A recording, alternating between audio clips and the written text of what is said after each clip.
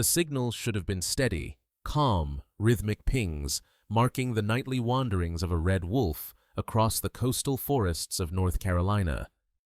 But suddenly, one evening, the frequency shifted. The screen inside the research station lit up with erratic blips, each one louder, sharper, more urgent. Something was wrong. Wildlife biologist Dr. Elena Morales leaned forward, eyes locked on the monitor. The GPS collar on one of the rarest wolves in North America wasn't where it should be. The data showed strange looping patterns, as if the wolf wasn't roaming at all, but circling in frantic bursts. The room tightened with silence.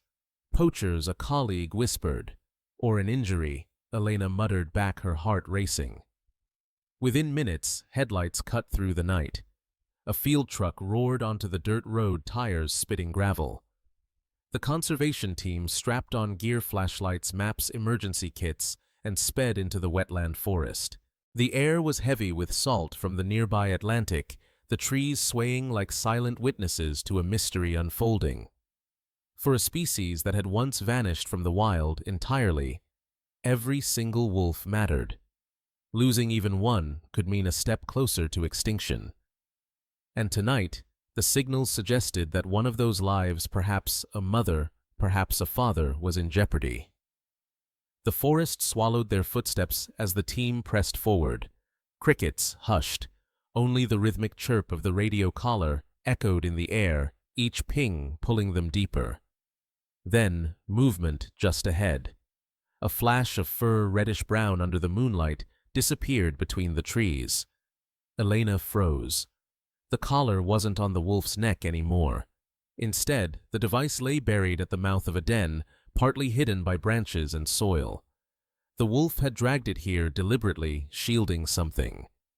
Inside the hollow, faint whimpers echoed a chorus of tiny voices, fragile yet defiant. Wolf pups. The truth struck like lightning. The mother wolf wasn't in danger. She was protecting her young, outsmarting both predators and human surveillance. The signal that seemed like a distress call was actually a secret shield, a mother's desperate strategy to guard her pups. But what happened next shocked everyone on the team in ways they could never have predicted. Elena Morales had not always planned to dedicate her life to wolves. She grew up in the desert heat of New Mexico, far from the salt marshes and shadowed forests of the North Carolina coast. But even as a child, she felt drawn to animals. Others feared creatures with sharp teeth, piercing eyes, and reputations forged more in myth than in truth. Her earliest memory was of a coyote limping near her family's ranch. Most neighbors would have reached for a rifle. Elena, only 7 years old, brought out a bowl of water instead. She remembered the animal's cautious glance, the way it drank before vanishing into the sagebrush. That night, under a blanket of stars, she decided her future would not be about taming wildness, but about understanding it. Years of study followed ecology, wildlife, biology, conservation, science.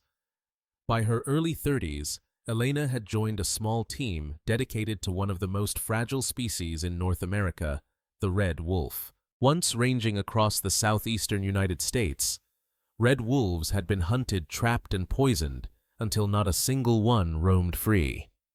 Declared extinct in the wild by 1980, their only hope came from a handful of captive individuals bred in sanctuaries. Now, decades later, the reintroduction program in North Carolina had brought them back barely. Fewer than 20 could be confirmed living in the wild. Every howl at dusk was a victory. Every pup born was a reason to hope. And every tracking collar, like the one that had sent out the mysterious signal last night, was a lifeline connecting science to survival. The coastal forests where Elena now worked were unlike the deserts of her childhood. Here the ground pulsed with water marshes, teeming with frogs, cattails bending in the wind, blackwater rivers reflecting the sky like dark mirrors. Pines towered overhead, their needles whispering with each breeze, while the salt air from the nearby Atlantic clung to everything, even the research station walls. It was a landscape of contrasts, beautiful yet unforgiving. Mosquitoes swarmed in clouds. Hurricanes lashed the coast almost every season. Yet somehow, the wolves endured, their coats glowing rust red in the last light of day, their howls threading through the marshes like ghost songs. For Elena, this wasn't just a job. It was a promise.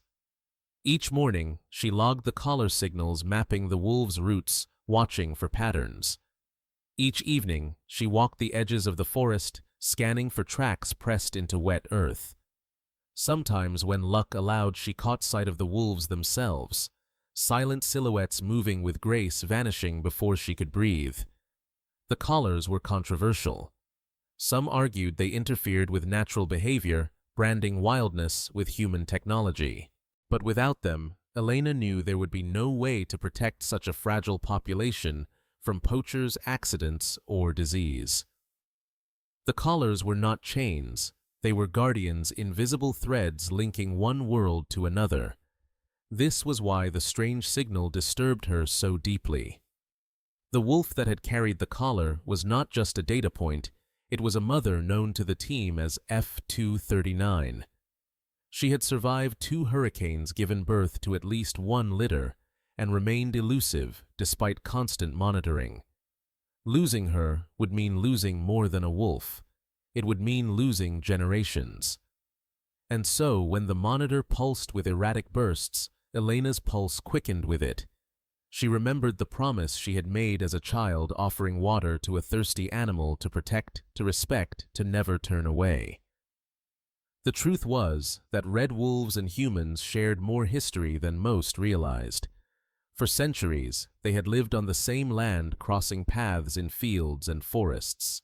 But fear had twisted perception.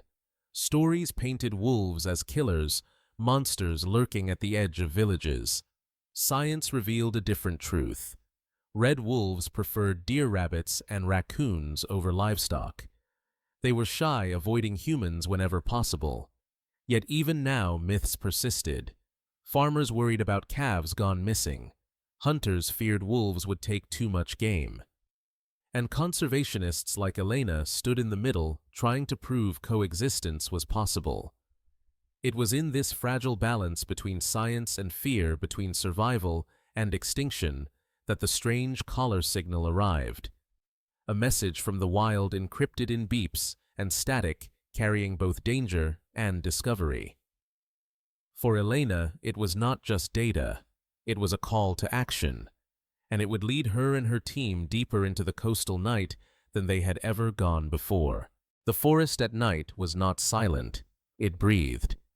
Cicadas pulsed from hidden perches. Owls whispered overhead, and somewhere in the marsh, the heavy splash of an alligator broke the stillness. Yet for Elena and her team, every sound only sharpened their unease. The radio in her hand gave steady pings, each one echoing like a heartbeat. The collar was close. Sweat rolled down her temple despite the cool air. The headlights of the truck had been left far behind. Now only flashlights pierced the dark. Each beam cut across tangled vines, glistening spiderwebs, and tree trunks scarred by storms. 200 meters, whispered Jonah, her field assistant eyes on the GPS unit strapped to his wrist. The signal's strong. Elena nodded, motioning the group forward. They moved in silence, boots sinking into damp earth. Her pulse matched the ping. Then it stopped. The screen blinked, frozen. No signal. The group froze as if the forest itself had swallowed their breath. Elena tapped the device, adjusted the antenna, and waited. A full minute crawled past. Nothing. Then, ping. Louder, sharper, as if mocking their fear. The collar was still out there. But the rhythm was strange, almost erratic, like a stutter in the forest's heartbeat. The group pushed forward. The trees parted into a small clearing where the ground dipped into sandy soil. Something glinted in the beam of Elena's flashlight. She knelt, brushing away pine needles. There it was, the collar. Not around a neck, but half buried near the roots of an old oak. Her breath caught. "It's here," she whispered. "But where's the wolf?" The others scanned the tree line. Shadows shifted. A low growl rumbled from the darkness, vibrating through the ground before reaching their ears. Jonah's flashlight darted upward, and then they saw her. A red wolf, lean and powerful, stood just beyond the clearing. Her coat burned russet in the light. Ears pricked forward, eyes glinting like molten amber. She wasn't fleeing. She wasn't attacking. She was watching. The biologists had read the studies, memorized the behaviors, logged the data. But nothing compared to the raw gravity of her presence now. Elena felt fear, yes, but also awe. The wolf was no myth, no ghost. She was real, alive, and claiming the space as her own. The collar at their feet told another story. It hadn't fallen off by accident. The wolf had pulled it loose, dragging it here. And the reason whispered in the air, a faint chorus of whimpers rising from beneath the roots. Pups. Elena's throat tightened.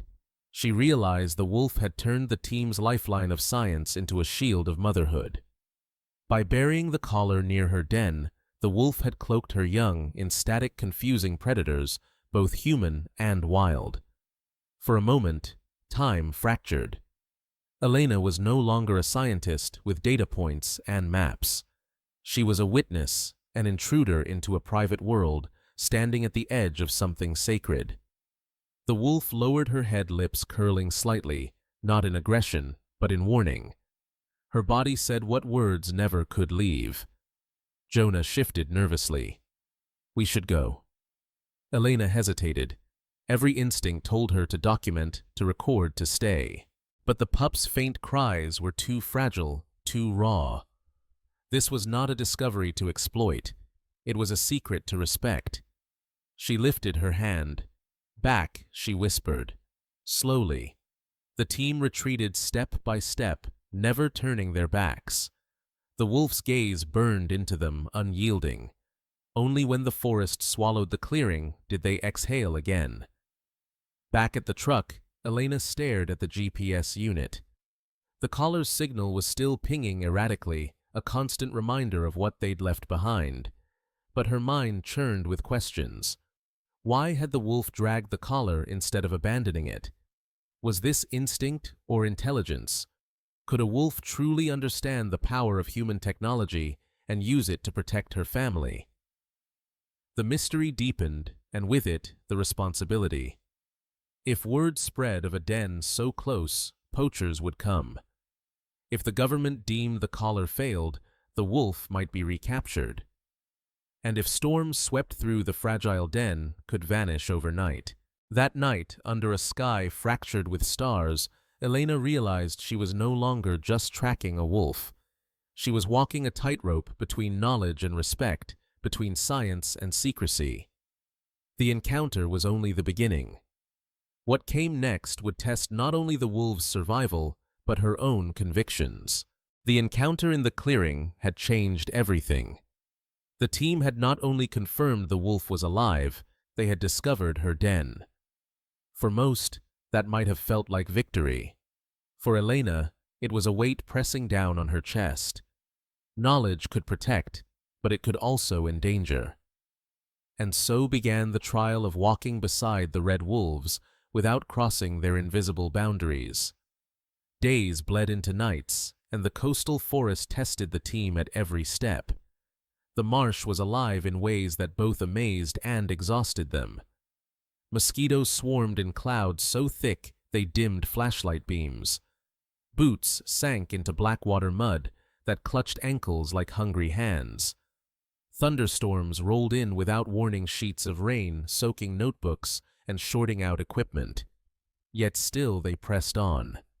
Each morning began with checking the signals. Each night ended with listening ears tilted toward the horizon, waiting for the faintest howl. Elena kept her notes meticulous. She logged not only the collar's erratic bursts, but also the shifting winds, the temperature drops, the sudden silence of frogs before storms. Patterns emerged fragile as spider silk, hinting at how the wolves moved, fed, and survived. and the wolves themselves wrote their own chapters. The mother F-239 remained elusive but not invisible. Her tracks pressed deep into the wet soil told stories of nocturnal hunts. Deer hair scattered on the ground confirmed her kills. Once Elena spotted her silhouette at dusk, standing on a ridge against a crimson sky, her muzzle lifted as she howled into the twilight. The sound was primal, vibrating through air and bone alike. It was not a call of fear. It was a declaration, I am here. My family is here. The challenges piled higher. One evening, the collar signal vanished completely. Panic rippled through the group. Had it been destroyed? Had F-239 moved her pups? They scoured the marsh for hours, wading through knee-deep water, calling across the radio. Just as exhaustion began to crush hope, the signal flared again, faint but steady. Relief crashed over them, followed swiftly by guilt. Each scare was a reminder of how fragile the wolves' survival truly was. Another trial came when state officials arrived for an inspection. Questions fired like arrows. Were the collars disturbing the wolves? Was the den too close to farmland? Could the program justify its cost? Elena stood her ground, presenting her data, her voice steady though her stomach churned. She knew the wolves couldn't speak for themselves. She would speak for them. But the most profound challenges came not from politics or storms, but from the wolves themselves. As days passed, Elena felt a subtle shift. The fear that had gripped her during the first encounter softened into respect. Each howl heard in the distance felt less like a warning and more like a conversation across worlds. She remembered the pup's faint whimpers under the oak roots. They haunted her dreams. Tiny voices fighting to rise above silence. And though she never approached again, never intruded, she carried them with her, a reminder of what was truly at stake. The wolves were not her pets. They were not her charges. But in those humid nights, when the marsh glowed with fireflies and the stars bent low over the pines, she felt tethered to them in ways words could not explain. Then came the night that nearly broke her resolve. The collar signal flatlined no movement for 12 straight hours. Elena's chest tightened with dread. She replayed scenarios in her mind. Injury. Trap death. They set out at dawn, racing against the rising sun. Hours of searching yielded nothing. The marsh was silent. Too silent. Even the birds seemed to hold their breath. Finally, as despair edged closer, a single howl shattered the stillness. Not near, but distant, defiant, alive. The collar sprang back to life moments later, pulses flooding the receiver.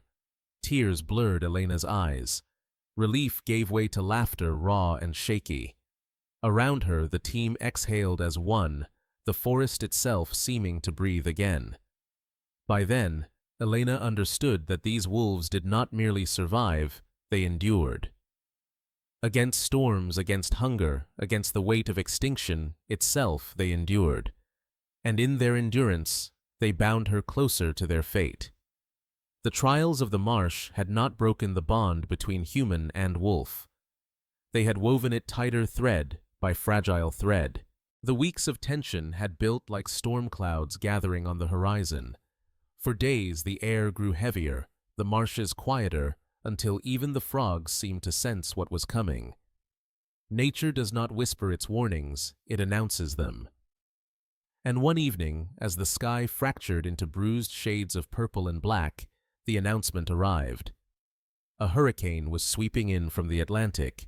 For Elena and her team, storms were not strangers. They had weathered countless tempests in the coastal forests. But this one carried a force that could erase everything in its path, human and animal alike.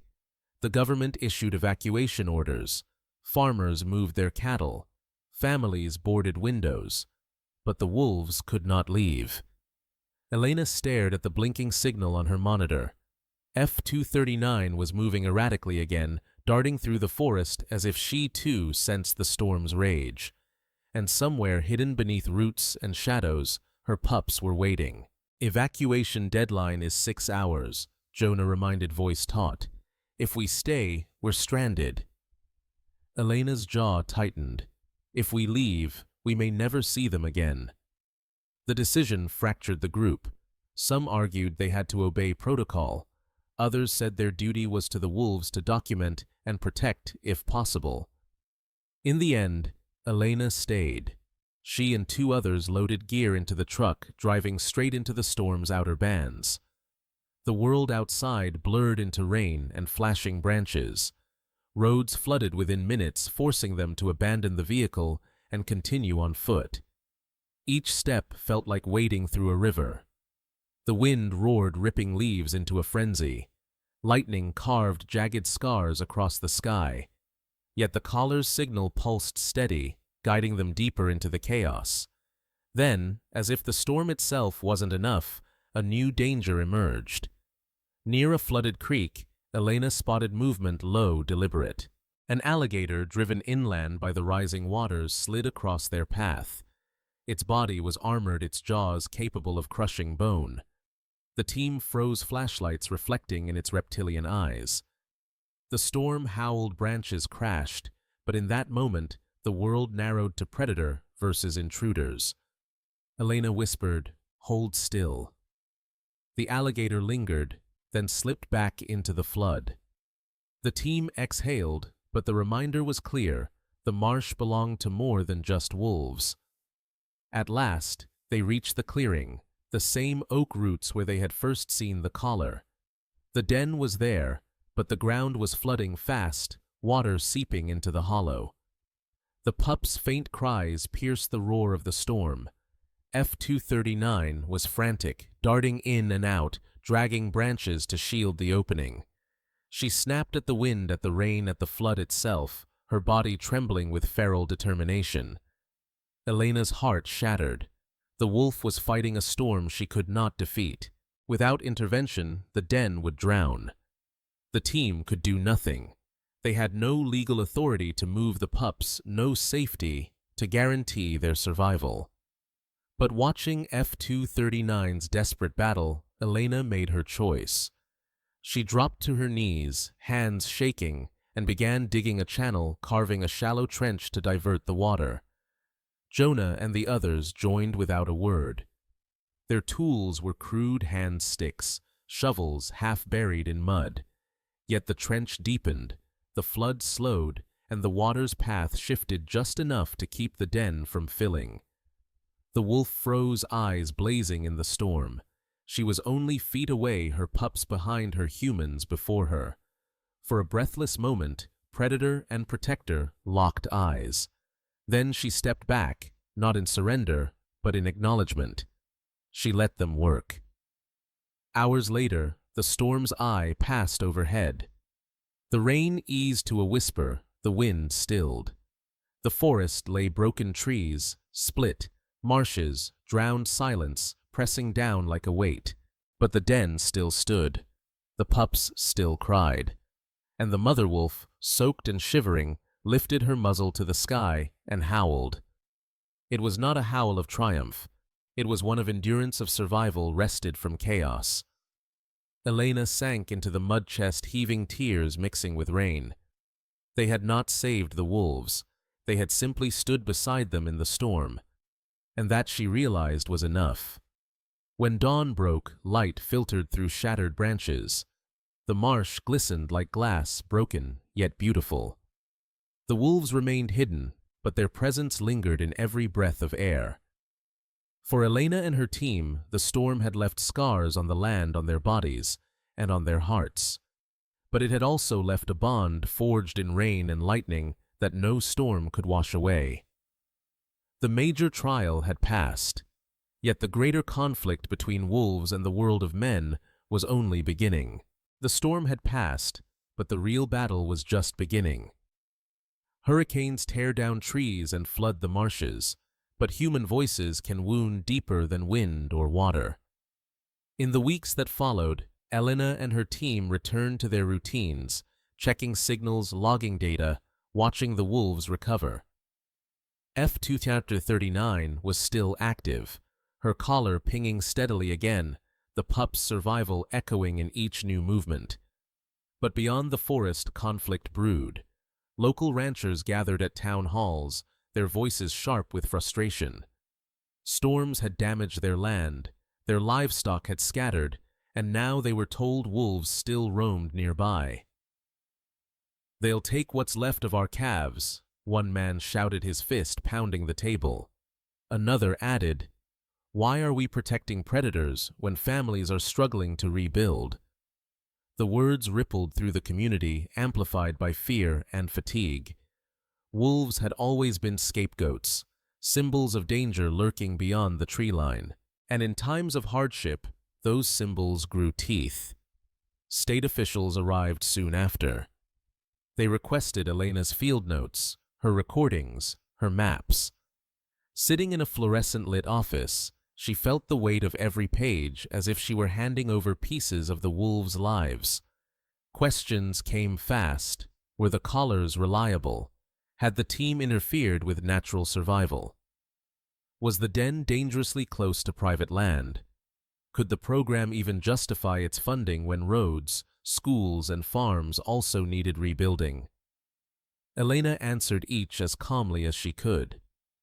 "The collars are lifelines," she said. "Without them, we lose track of the few wolves we have left." But she saw doubt clouding the officials' eyes. It wasn't only government pressure. Whispers spread across the community. Hunters claimed wolves were depleting deer herds. Parents worried about wolves near bus stops. Fear took root in rumor, and rumor hardened into resistance. For Elena, the hardest blow came when she overheard a local farmer she had known for years. "She's protecting those wolves more than she's protecting us," he muttered. The words stung. She wasn't choosing sides, at least she hadn't meant to. But in the eyes of many wolves and humans, could not both win. The debate grew louder. At a public meeting, voices clashed in a storm of their own. One side demanded the wolves be trapped, relocated, or even destroyed. The other argued for patience, coexistence, science. Elena stood at the podium, hands trembling, and voice carrying over the noise. "These wolves do not want conflict," she said. "They avoid humans. They prey on deer, raccoons, rabbits. Every study proves it. They are not monsters, they are survivors. And if we abandon them now, we abandon a part of our own history." Her words hung in the air. Some nodded, others scoffed. The divide was clear. Meanwhile, F239's pups were growing. Signals from nearby collars suggested the young were venturing farther from the den. The mother's hunts stretched longer, her movements bolder. To Elena, it was proof the storm had not broken them. But to others, it was proof the wolves were expanding too close to farmland. Each new track discovered, each distant howl reported, was celebrated in the research station, but criticized in town halls. The federal government debated tightening restrictions. Some proposed recapturing the wolves and returning them to captivity, arguing the wild experiment had failed. Others pushed for more collars, more monitoring, more human control. Elena felt the ground shifting beneath her feet, as if the very marsh she had walked for months was eroding away. The storm had shown the wolves could survive nature's fury. But could they survive humanity's doubt? The conflict was no longer about one den or one wolf. It was about the very idea of coexistence. Could red wolves carve out a future in the shadow of towns and farms, or would human fear, sharpened by disaster, finally close the chapter on their return to the wild? Elena stared at the collar signals blinking on her screen, each one a fragile heartbeat in a storm of voices. And she knew the hardest decision was still to come. The storm had scarred the land, but it was the arguments afterward that left the deepest wounds. For weeks, Elena lived between two worlds, one where data blinked on a screen, steady as heartbeats, and another where voices in town halls demanded those heartbeats be silenced. She knew the wolves could not live under constant human scrutiny. Every caller, every signal, every public debate was a reminder witness survives only when allowed to be free. But removing the collars meant losing the ability to protect them, and leaving them on meant chaining the wolves to human conflict. The government delivered its verdict. The wolves would remain under monitoring, but stricter boundaries would be enforced. Farmers demanded relocations. Conservationists fought back. The tension reached a breaking point. And then came the call Elena had dreaded. The collar on F-239 was failing. Batteries drained faster than expected. Officials ordered the wolf to be trapped and re-collared. Elena felt her chest tighten. Trapping the mother now with pups still dependent could break the family apart. Yet ignoring the order could cost her team their permits and the wolves their fragile protection. One dawn, she set out alone. The forest washed in silver light, her boots pressed into mud still soft from the hurricane. The GPS unit beeped softly in her hand, guiding her one last time. She found F-239 near a thicket of sweet gum trees, her coat glowing red in the sunrise. The wolf lifted her head, eyes meeting Elena's with a calm that felt ancient. Behind her, shadows shifted, pups taller now, curious yet cautious. Elena knelt, breath trembling. Slowly, she pulled the malfunctioning collar from her pack. Its metal gleamed heavy with meaning. She was supposed to replace it to tether the wolf once more to a world of signals and debates. Her fingers hovered. Then she set the new collar down in the mud. Instead of following protocol, she whispered words the wolves could never understand, but that her own heart needed to hear. "You don't belong to us. You never did." And with that she stepped back. The mother wolf sniffed the discarded collar, then turned her gaze back to Elena. For a suspended heartbeat, the forest held its breath. Then F-239 lifted her muzzle and released a long, echoing howl. The pups joined in their high-pitched voices, weaving with hers, creating a chorus that shook the air. It was not directed at Elena. It was a declaration to the world. We are alive. We are free. Tears blurred Elena's sight, but she did not move. She let the sound wash over her, a farewell that was not an ending, but a promise. As the wolves faded into the thicket, one pup paused. It turned, ears perked, golden eyes fixed on Elena. For a breath, their worlds touched the wild and the human, bound not by technology, but by something older. Then the pup bounded after its mother, vanishing into the trees. Elena remained kneeling in the mud, the old collar heavy in her hands. She knew what this meant. Reports would be filed, permits, questioned, her own career, perhaps jeopardized. But for the first time in months, her heart felt light. She had chosen the wolves' freedom over her own certainty. That morning, as the sun rose over the battered marsh, Elena walked back alone. The howls still echoed behind her, lingering in the wind, like a memory etched into the land itself. It was not the end of the wolves' story. It was simply the beginning of one written without her hand.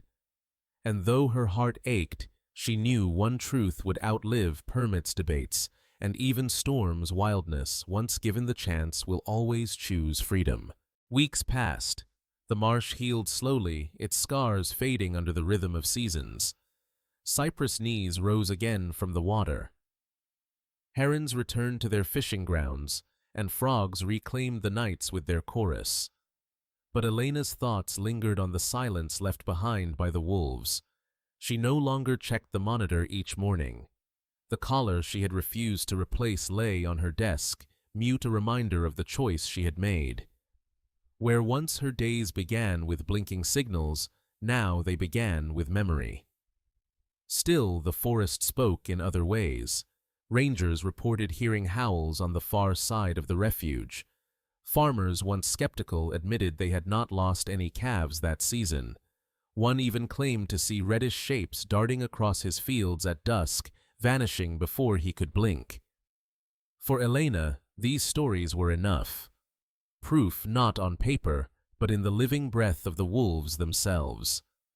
She thought often about that final morning, the mother's howl, the pup's backward glance. Those moments had etched themselves deeper than any data point, deeper than any academic paper.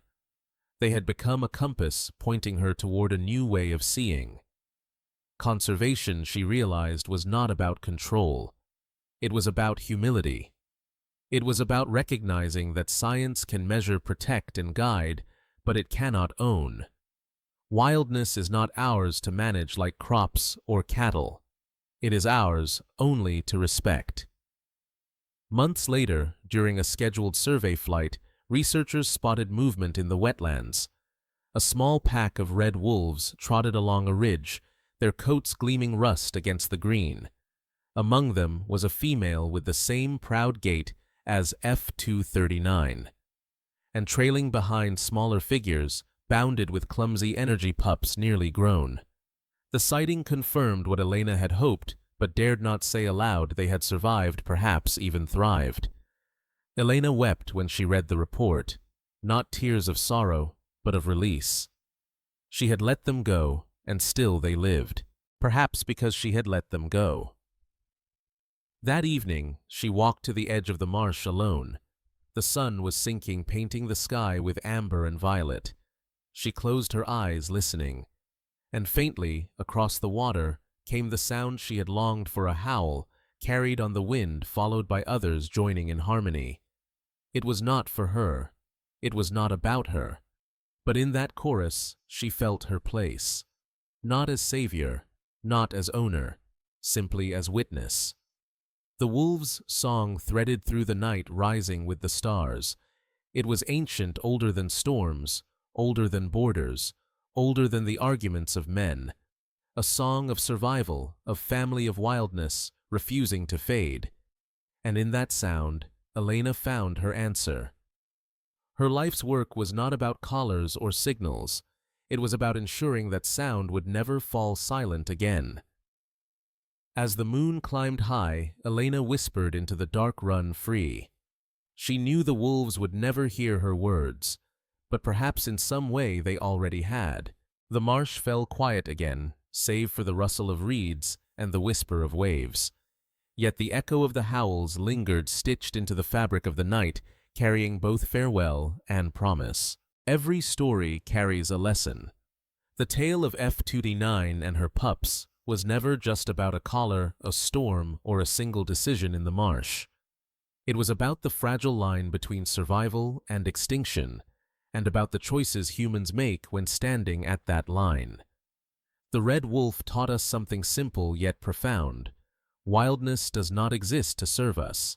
It exists to remind us of balance, of humility, of what it means to share a world rather than own it. Technology can be a tool of protection. Collars, signals, maps, they save lives, but they are not replacements for respect. The wolves did not need us to teach them how to endure storms. They needed us only to give them space to recognize that survival is a dance between human care and wild instinct. The lesson was not that humans should turn away. It was that we must walk carefully, knowing that every step leaves a mark. For Elena, the decision to let go of control was not easy. It carried risk, cost, even doubt. But in the silence after the wolves' howl faded, she understood something vital. Sometimes love for the wild means stepping back. It means trusting that nature, if given the chance, knows how to heal itself. And for us, watching, listening, learning the story carries a call. A call to coexist, to protect not only the wolves, but the fragile ecosystems they call home, to reject the myths of fear and embrace the truth of resilience. The red wolf is not just a species on the brink, it is a mirror. In its struggle, we see our own. If we cannot protect what is rare, what is wild, what is sacred, then what does that say about us? As the chapter closes, the marsh quiets, but the story of the red wolves is far from over. Their survival depends on choices made not only in forests and research stations, but in living rooms, classrooms, and communities like ours. So if this story has moved you, let it not end here. Support the sanctuaries, the conservation programs, the voices fighting to keep the red wolf's song alive, and join us, subscribe, share, and stand with the wild. Because the howl of the red wolf is not just a sound of survival. It is a promise that as long as someone listens, their story will never fade.